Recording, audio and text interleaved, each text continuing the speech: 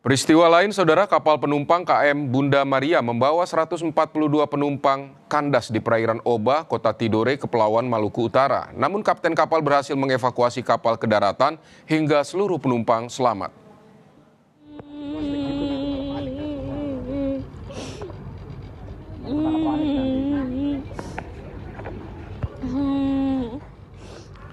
Inilah video amatir yang direkam salah satu penumpang di dalam kapal KM Bunda Maria. Dalam rekaman tersebut terlihat seluruh penumpang bersiaga dan sudah mengenakan jaket pelampung. Sesaat KM Bunda Maria kandas di perairan Oba, Kota Tidore, Kepulauan Utara. Sedianya, saudara, KM Bunda Maria bertolak dari Pelabuhan Bastiong, Kota Ternate menuju ke Pelabuhan Babang, Kabupaten Halmahera Selatan.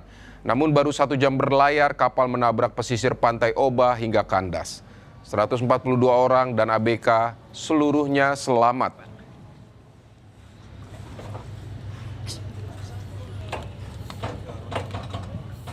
Kapal Bunda Maria telah berhasil keluar karena dalam proses pelaksanaan operasi tersebut mengalami kandas di perairan Oba, Kota Tidore, Kepulauan.